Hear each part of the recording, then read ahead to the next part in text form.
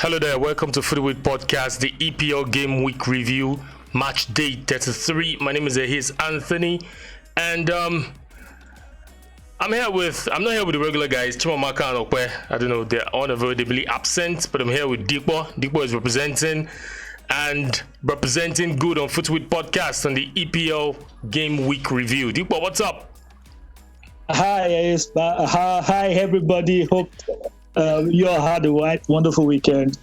Yes, it was quite one kind for me, basically. But hey, we are here. Yeah, we're here to talk about football. We love talking about football. But first, as we start the podcast, we say FootyWit Podcast is in support of No Room for Racism, and we join the cause in kicking racism out of football because we love the game football and we don't want any racist abuse or any racism kind of abuse of any sort anywhere. So we support the cause with kickouts, and because of that, there is this news that came up over the weekend.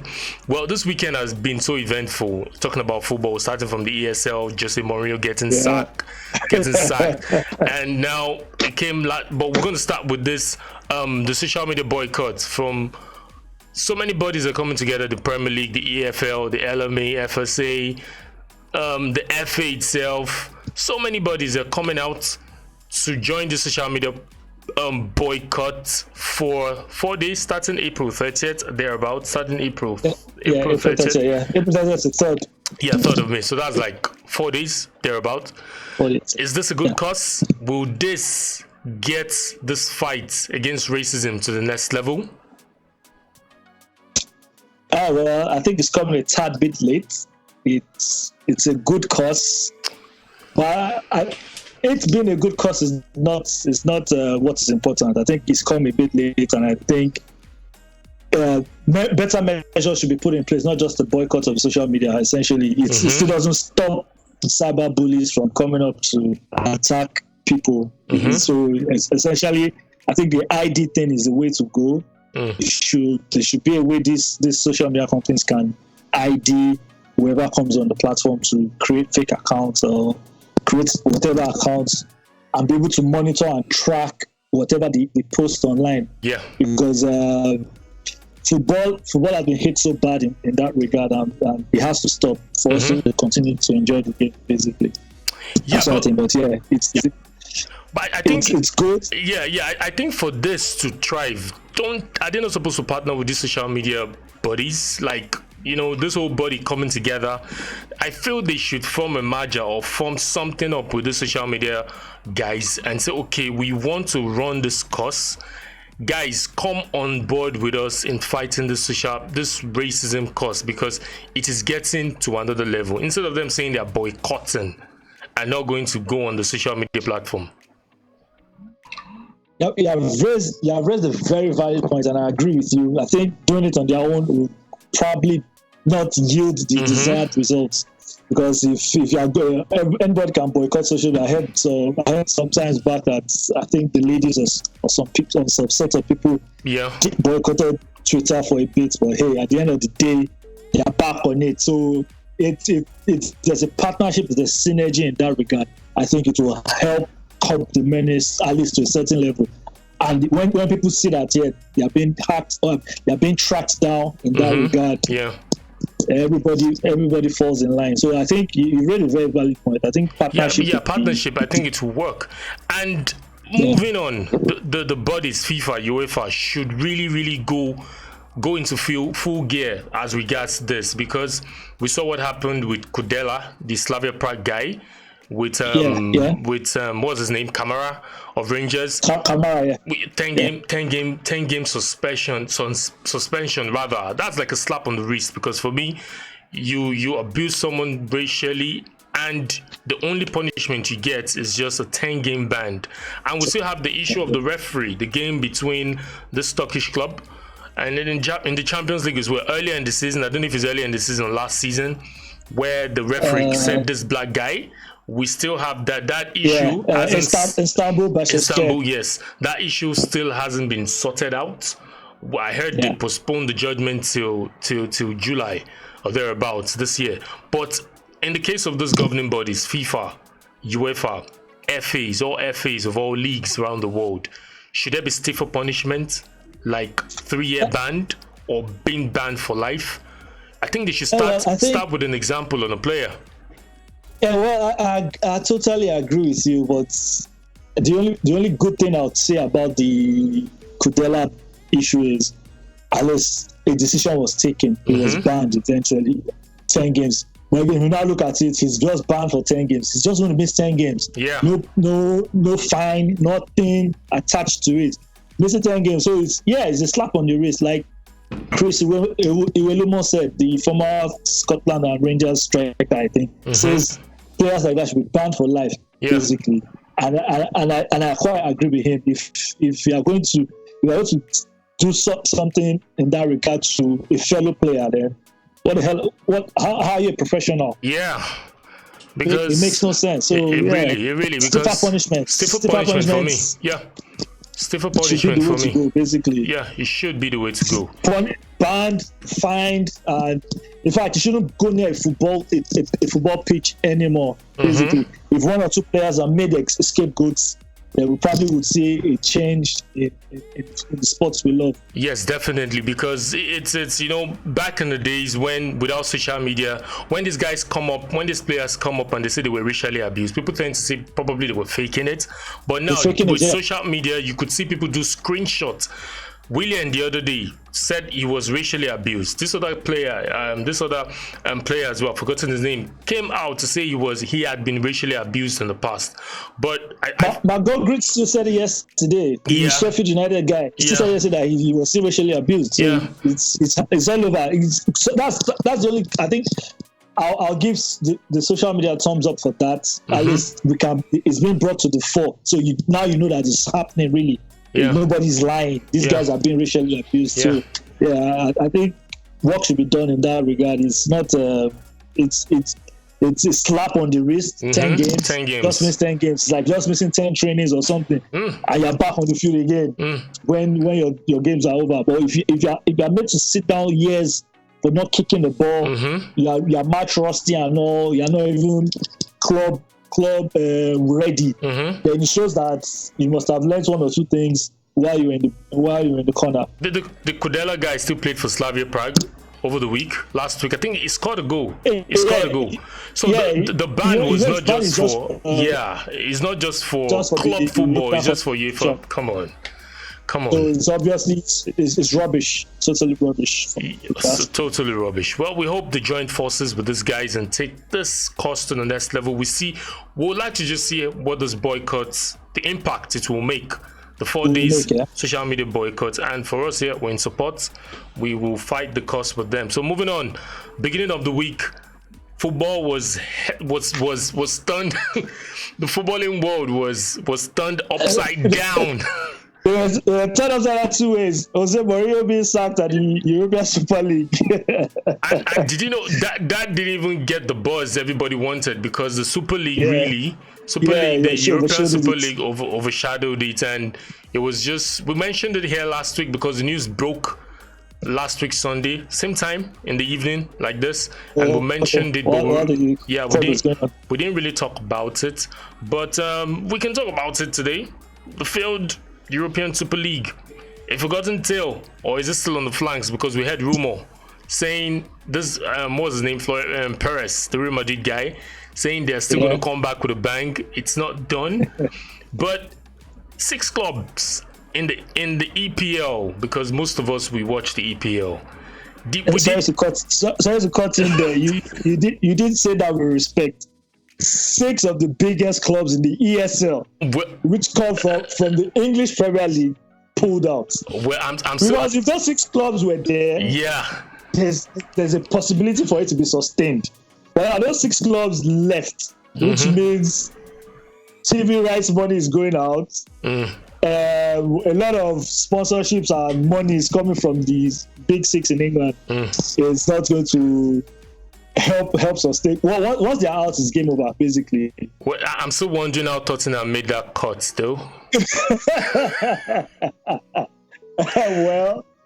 Well, if you look at over the years, they've made the cut in terms of being a relevant side, not a big side, but a relevant side in terms of always finishing in the top 6. in England. Well, So ordinarily, I'd rather have a Leicester City that won the EPL, not too far off, than the Tottenham Hotspur. Yeah. So I agree with you. I don't know what Tottenham is doing there, but hey, at the end of the day, well, I think Arsenal too, really, probably because of record in the past, 3 EPL title, and maybe the money they have in the bank, the owner not wanting to put money into the club to invest, but he's ready to look for a shortcut in playing the bigger competition, playing with the big boys. It's all crazy. But the thing, there was a lot of backlash, fans protesting, and it shows how fans are really important in this game because apparently it was the fans that took that thing out, basically. But I'm not sure if it's dead. I don't think it's gone. This wasn't the first time it was coming up, basically. And it looked like they had done their homework when they came back the second time. But now I'm sure when they come back a third time, they'll have something to have covered what the fans would want to hear. Hopefully. So, to be honest, I'm not for or against the European Super League, but I just liked it to have been like a part of the European League. In a way, maybe like a super tournament after the whole European season has died down or something. But Florentino Perez is always known to be a stubborn person. He's always going to. Yeah, he mentioned the clubs cannot leave. The clubs that have joined or signed or agreed to be part of the European Super League, he's making a claim that they cannot leave. But the question I want to ask, because when this whole thing started over the week, and the question on in my mind, I think I even spoke with you about it, that what is it that these guys, the people organizing this ESL, what are they saying that other people are not saying in terms of bringing a competition out there? Is there something that is missing in the Champions League, UEFA, Europa League? Is there something that is missing that they are trying to come out to circumvent or to turn around and make it better than the Champions League and the Europa League? Well, I just see it as spoiled rich kids forming their own league, basically. They are aggrieved, basically, as upset with UEFA and stuff, and rightly so. So I'm sure the ESL broke out immediately. They heard UEFA was trying to add about 4 more teams to the UEFA Champions League come 2024, which means the money shared across would drop. And come on, why would I not stick with a league that I'll earn about 350 million euros or 350 million dollars for just participating? Covered, bottom line covered, my finances are covered and everything. If you now look at it, if the Super League had progressed, we have the issue of how do you do transfers in the nearest future? Yes, you might have the armory to execute games now, but you still need the other parts of Europe to bring in players into your clubs.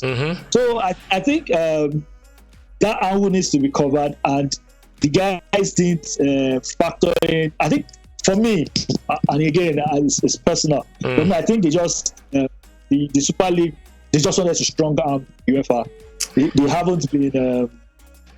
They haven't been well compensated, or it was just all about the money. And what we know is it seems the ESL has died, but what we don't know is what happened in the background.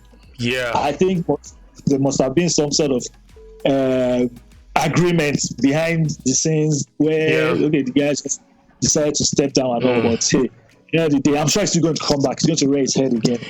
I just want to quote what Florentino Perez said here. I don't need to explain what a binding contract is, but effectively the clubs cannot leave. Some of them, due to pressure, have said they are leaving, but this project or one very similar will move forward, and I hope very, very soon.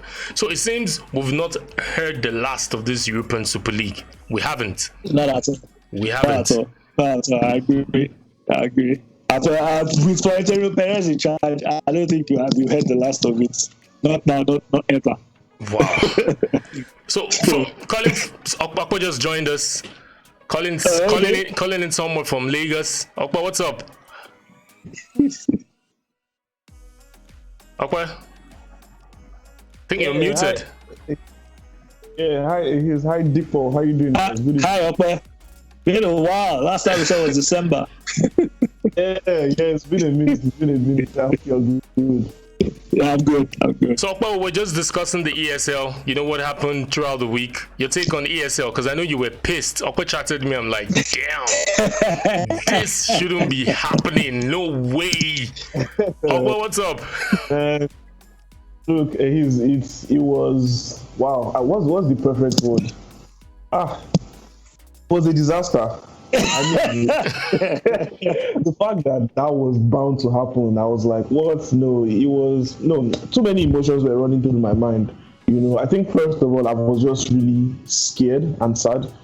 Sad because I felt like the beautiful game was going to be destroyed. And then, scared because it seemed like what we thought was not going to happen was eventually going to happen. As far back as May 2020, I know rumors were spreading around that it could possibly happen, due to the effects of COVID. But the rumors were quickly shut down, and we didn't have strong links. We didn't have strong enough links, and only for us to wake up on a beautiful Monday morning to hear that the European Super League is going to happen. It's going to kick off. So, man, I'm like, what really happened in less than 24 hours? What really went wrong?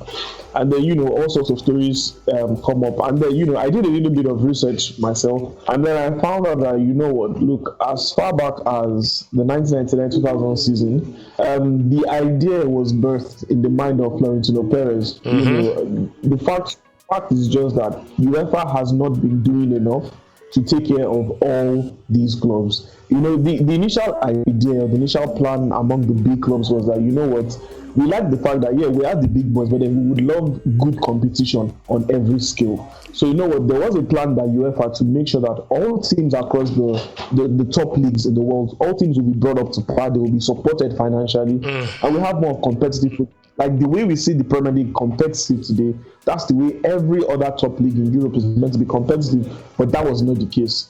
Then, the years have gone by, and even the big boys, they've said that, the money that you've even been giving us is not enough. We can survive without the compensations from UEFA season in, season out, and really the money wasn't being shared equally. And then we go back as far as 2009, Arsene Wenger coming out to say that, UEFA is not doing what it's meant to do, and he won't be surprised if in the next 10 years, the Super League does happen. Then 2010 comes along. Arsene Wenger does confirm that, the big boys are planning this behind closed doors, and it is just a matter of time. Fast forward to, April 2021, here we are, Florentino Perez coming out to say, the European Super League is actually going to happen. But you see, I see a trend in some of these things, and I believe this wouldn't have happened if some of the owners of these English clubs were actually English people and understood the values of football. Arsenal owner, AC Milan owner as well, Liverpool owner.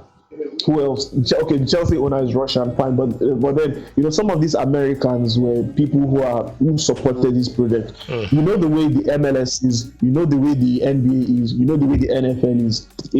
They are just leagues of consistent teams, and then there's no relegation, there's no promotion. If a player wants to get into their league, the player has to be drafted. But we don't want to see that with the beautiful game. That's not what we've grown up to see. That's not what we've come to love. So it was so disheartening for me. But then I love the fact that UEFA actually came clamping down. FIFA as well, offered their support. But truth be told, I believe UEFA only came clamping down just because they were not going to have any benefits from it. They were not going to benefit from it at all. Anyway, it was going to be to their detriment. Because I take a look at someone like Alexander Seferin, the president of UEFA, him coming out to say that the owners of these English clubs are snakes and liars. Meanwhile, Alexander Seferin last year, despite the impact of COVID, added £400,000 to his salary. At the end of 2020, Alexander Seferin, his salary was about 4.9 million euros. He keeps adding to his salary year in, year out. So, if you're doing that and other clubs in Europe are suffering, then really, what are you preaching? Exactly. No, it's ridiculous. I think at the end of the day, it's all about the money. It's all about who is earning the most, and it's just sad that this is what the beautiful game has come to be. It's just all about corruption, bribery. I mean, they kept energy for racism. I wouldn't mind. This is the same way they attack them. I wouldn't mind, but I mean, come on. When is now time for money? Everybody's shouting. I mean, absolutely ridiculous. But I'm glad it's been suspended for now. Suspended in quotes because I just read your statement and what Authority Perez said. So you know what? He's very confident that the ESL is not dead. So I mean, we need to look out for what's going to happen in the future. Yeah, we need to look out because I think Dipo too mentioned it because it has been planned. It's a plan that has been coming all this while. I think this was just an opportunity for them to come out, see people's reaction. I think they will come back with full force and see and just. But for me, try again. Yeah, and they'll try again. And really, the thing is, money in football is what speaks right now because money is the legal tender. Everybody would have to flow towards where the money is because I saw the whole thing. I think the only manager that spoke out was Klopp. Incidentally, it happened on the day Liverpool was playing against Leeds. Yeah, so he had no choice. He had to step out. We didn't hear from even the other managers. They were just being political about it.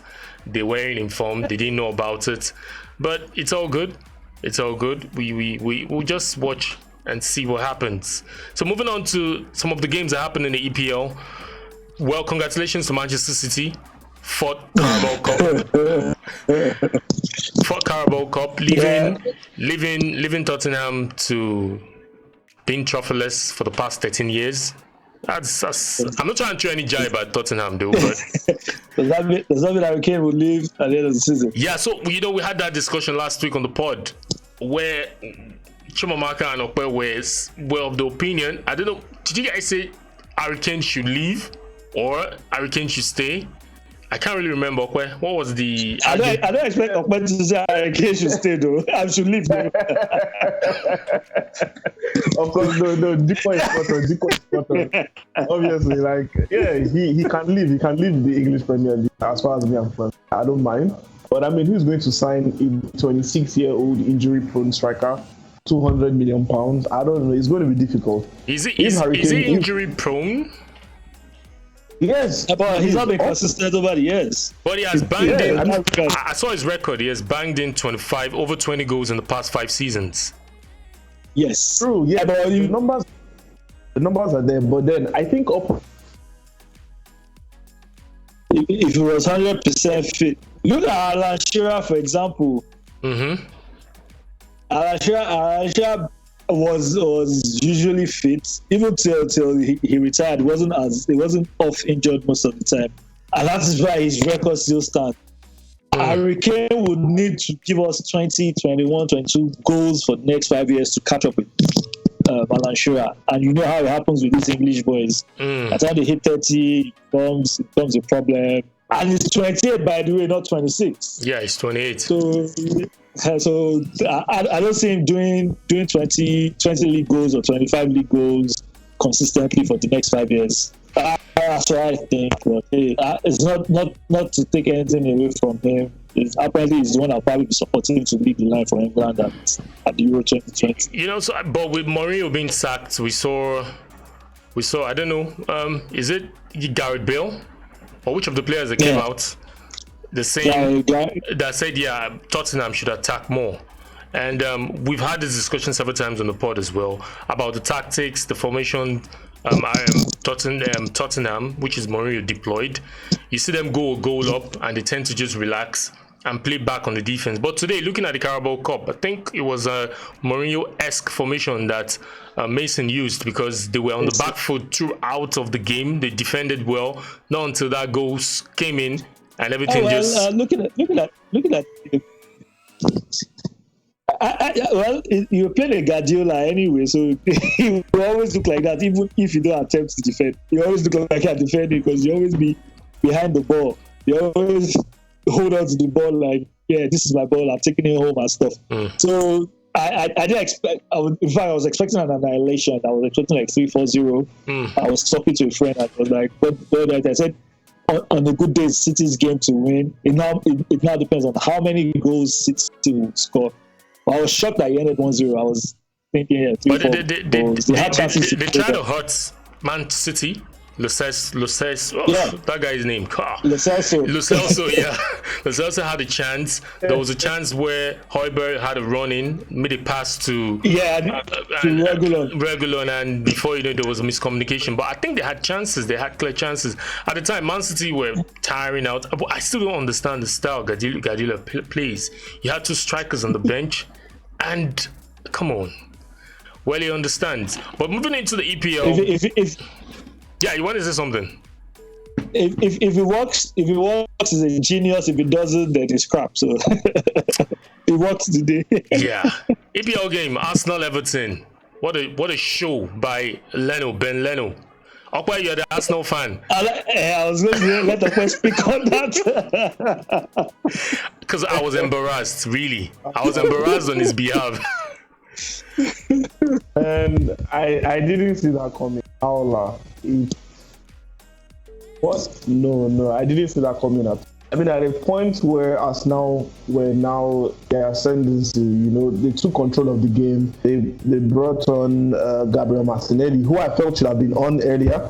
Probably should have started the game, in my own opinion. I agree. But then it was that's not what you need at that point in time. That's not what you need at this point in the season. That's not what you need in that type of game, and because Arsenal was the better side with all sentiments put aside. Arsenal was the better side. Yes, Everton did create good diving header. Everton created a good number of chances, but Arsenal were actually the better side. And I mean that howler from Ben Leno just dampened the spirits of every other player. I mean, they tried to get an equalizer. You can talk about VAR and whatnot, but I'm not going to buttress on VAR because at the end of the day, if Arsenal did convert the chances that they created, we would not be talking about the VAR. So I'm not going to do that. I'm not going to talk about the VAR. Simply put, if you want to be one of the top teams in the English Premier League, you need to convert your chances. You need to be consistent. Yes. So Everton. I like that you came in through that angle, big team. I wouldn't want to talk about it because I know everybody know I'm an Arsenal fan, and everybody know that you're an Arsenal fan as well, Okwe. But I would like Dipo to come into this because he's not an Arsenal fan. But now we're talking football. Critically, is this Arsenal club on the decline?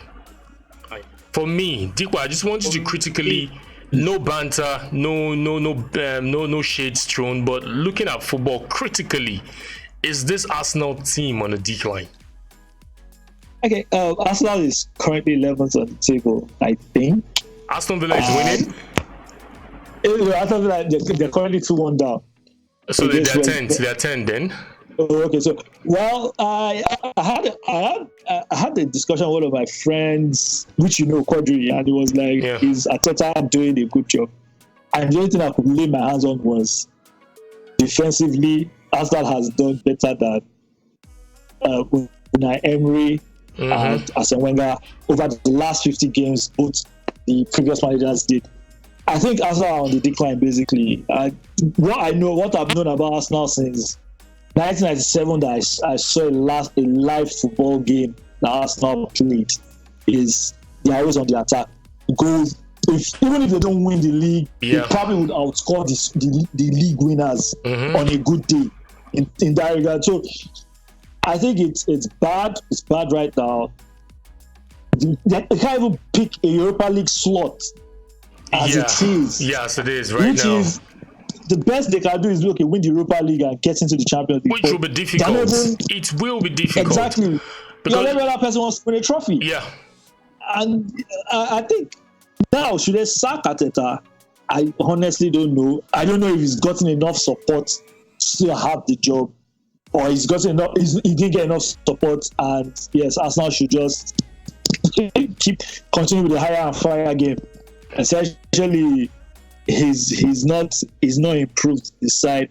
Yeah, I won't take away the trophies he's won. He won the FA Cup. He won Charity Shield. Wigan won the FA Cup, man. Exactly. So Wigan won the FA Cup. Those were one-off games where I would have said a bit of luck, in terms of winning the tray and the trophy. But Arsenal has they've hit rock bottom basically. I think I'm going to leave my analysis for the Arsenal fan corner. I wouldn't want to say it because I have a lot to let out. But Ogun seems to be the man that trusts the process, because Ogun is always screaming into my ears, trust the process. But this process, I don't, like I said, I'll keep the cards to my chest. I'm not going to let anything out. Process is rusty. Yeah, I'm not going to let anything out. But Ogun, you're going to do a lot to convince me on this episode right now on why I should still, based on what I saw on Friday, Arsenal Everton. Now, Arsenal have lost 7 games at the Emirates in a season. Everton has done the double over Arsenal. First time ever since 1996. So you can see Burnley coming to Arsenal, picking up 3 points. They did that last in 1980 something. Southampton, the same thing. You could see all those records just getting smashed under Arteta. So what's up? You need to convince me, man. As you just reeled out these stats, I actually just started thinking about the Aston Villa home defeats. Yeah, the Aston Villa is there, man. Yeah, I think the Wolverhampton Wanderers defeat as well. Some blunders really. The Southampton FA Cup exits. Matches that Arsenal on the normal day should not be losing whatsoever. And when Dipo told us about the Aston Villa update, currently Aston Villa is losing, I went to check the table, and I'm looking at the table, and do you know that Arsenal could have been 17th position as I speak? Why is that? Because Brighton have lost the same number of games as Arsenal, but Arsenal has just won more games. Or rather, Arsenal has drawn less games. Yeah, Brighton, they are the draw specialists this season. Drawing 13, I guess. Yes. So Arsenal has 13 wins, Brighton has 7 wins. So, the more wins for Arsenal and less draws for them, that's why they are currently 10th position. But, for an Arsenal Football Club to have such a comparison to Brighton, with all due respect to them, that just goes to show you what type of season Arsenal has been having. So now, apart from the players, I have to criticize Arteta as well, as much as I believe in his process. But then there are a lot of times whereby, I question his team selection. Finally, is critical of Arteta. Finally. I need to be honest, because the last couple of games, really, in the last 2 months, a lot of times I expect to see certain players starting, certain players on the bench. I expect to see certain combinations, and then at the end of the day, those players you do expect to start, or those certain combinations you do expect to see, end up happening when they are struggling in a game, or when they see that, they need to increase the margin. So my question to Arteta is, why do you wait till things get bad before you do what needs to be done? You take a look at just this last game. I mean, as far as I'm concerned, Gabriel Martinelli should have had the nod ahead of Edin Ketia. Martinelli he scored a couple of goals already since his return from injury. 2 goals, if I'm not mistaken, 1 in the Premier League. But then yes, Edin Ketia did get the consolation goal against Fulham. Yeah, but then talking about the playing style, Edin Ketia does not really fit that Arsenal playing style currently. When we're playing with the 3 at the back, Nketiah fits into the system perfectly, because Nketiah knows how to press and doesn't need to do so much with the ball. However, with this new system with the 4-2-3-1, you need a ball-playing striker. I mean, just look at the impacts Alex Lacazette had just before he got injured. Edin Ketia cannot do that. And then I am happy, hopefully they do sell Nketiah with the imminent contract extension of Folarin Balogun. Hopefully that opens the door for Nketiah to leave, and then you give Balogun more chances. However, Folarin Balogun is not going to win Arsenal the Champions League in the next 2 years. Yeah. So it's something needs to be done. Well, comment. Sorry for cutting you off, but because of time, because we wanted to use 30 minutes for this pod. But while we're coming, I think what I'll be critical of Arteta was selling Emilio Martinez, because Emilio Martinez, at the end of last season, brought stability to that back line. Because the style of play he wants to play, playing out from the back, Emilio Martinez fitted into that style of play. So why would you let such a goalkeeper go? Right now, I think Leno just knows anytime, any day he's number one. Nobody's competing. Is it Ryan? What's his name? The guy from Brighton over Albion. Well, come on, Brian Ryan. Do you think he's going to get that number one spot from him? You need that kind of competition within that space. See what Ole is doing at Manchester United right now. Henderson is starting ahead of De Gea.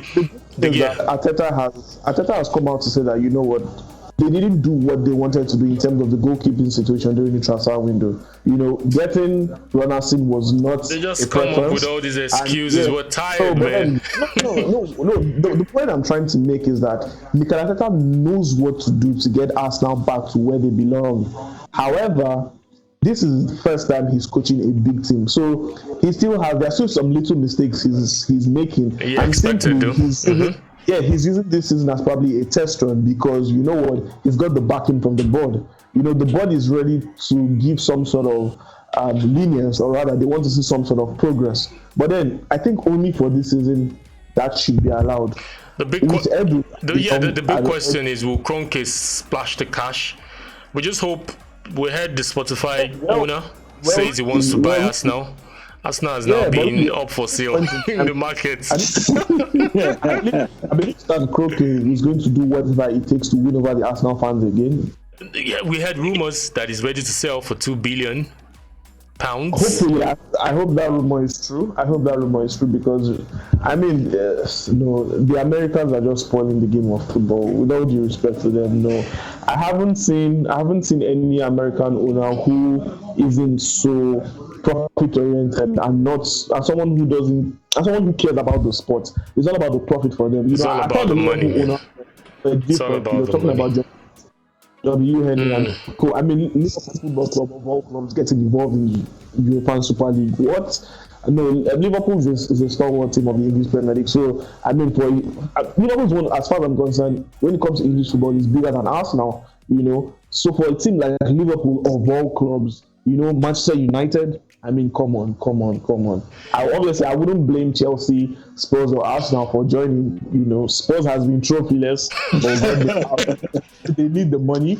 I mean, they spent a whole lot of money on the new stadium, so Daniel Levy definitely needs to pay back the bank loan as soon as possible. Chelsea, you know, Roman Abramovich is always down for anything that is profit making. He's obviously going to make a whole lot of money from that. And with Arsenal, you know, with the current owners, with the way things have been going, you know, obviously it was a no-brainer for them as well. But you know, the pioneers, the pillars of English football, that was just sad for me. So let's good shot. Because of time, sorry for cutting you there. Because of time, we need to go into Leeds United versus Manchester United. It was a derby, right, Dipo? It was a derby, but some sort of derby. It ended on a stalemate, because I know Ole with his tactics has one eye on Thursday for Roma in the Europa League, and there wasn't much change in personnel. It was just Pogba that didn't start. I'm guessing because it was fasting or something. But he came on later, and we had created chances, but I think it was a bit bland. It wasn't.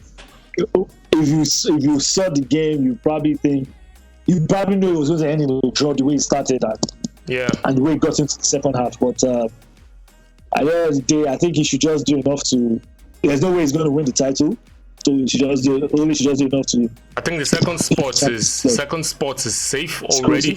It's safe already. Well, I want to believe it is, but I'm scared for Newcastle. As I'm scared for Man United to go on the run and they drop. Yeah. But it looks like Champions League football is sure next season. Yeah, and I think the way Leeds should have been in a kind of form, beating Man City. Beat Man City, drew Liverpool, and also coming to draw Manchester United.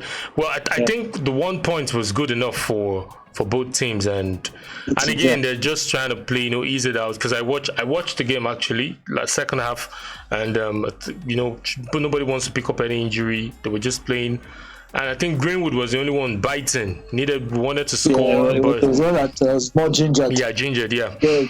Yeah. So Chelsea. Thomas Tuchel doing wonders. Finally usurping West Ham at that fourth position yesterday. Yesterday we saw the game. The red card was a bit harsh though. I agree. It was a follow through, man. It wasn't as if it did it intentionally. I think the same scenario happened in today's game, Manchester United Leeds. Yeah. On who was that? Was it on what's his name Wan-Bissaka or Wan-Bissaka or Poveka, or what's that guy's name? Yeah, there was a follow. Yeah, there was a follow through. Same pattern of yesterday. I think VAR should be consistent, really. VAR should be consistent. I want to give VAR benefit of the doubt. Maybe as time goes on, it will get better. I hope it will get better. Yeah, so there are some games tomorrow as well. Leicester City playing who? I think to round up. Leicester need to, whatever happens tomorrow, Leicester needs to win. I think it will be interesting to see them drop points. Yeah, because obviously. Picking points. These are the days you need to pick points and ensure that you're also making it to the Champions League. You know, last season, I hope they've learned from last season. They're playing Crystal Palace. I hope they learned from last season that it's not always woo until the final blast of the whistle. So they lost a chance to play in Champions League, losing to Manchester United at home last season. But this season, whether they struggle to keep the hold on top four, the better for them. Yeah, Chelsea is looking in the corner. West Ham has not gone the way totally. Liverpool too. We can give Liverpool a shot. Even Tottenham, despite it looks like we are missing his trying. The manager bounce, right? So it's expected of some teams to want to step up. And you never can tell. Some teams drop points or lose form towards the end of the season. That's why I'm still scared for Manchester United. Great. It's nice doing this with you guys. Dipo, thank you for coming on the show today. Okpe, thanks for having me. Yeah, I know Okpe came in a bit early. Yeah, it was a pleasure. It was a pleasure. Thanks, guys. Nice doing this with you. Yeah, it's been nice doing this. Thank you for listening in. So we're enjoying you guys to follow us on our social media platform. We're on Twitter, we're on Instagram, and also you can listen to this podcast on any of this platform: Anchor, Spotify, Google Podcasts, and also Apple Podcasts as well. Am I right, Okpe? Apple Podcasts, right? Yeah, Apple Podcast. So we say you guys have a nice week ahead and stay safe. Cheers, man.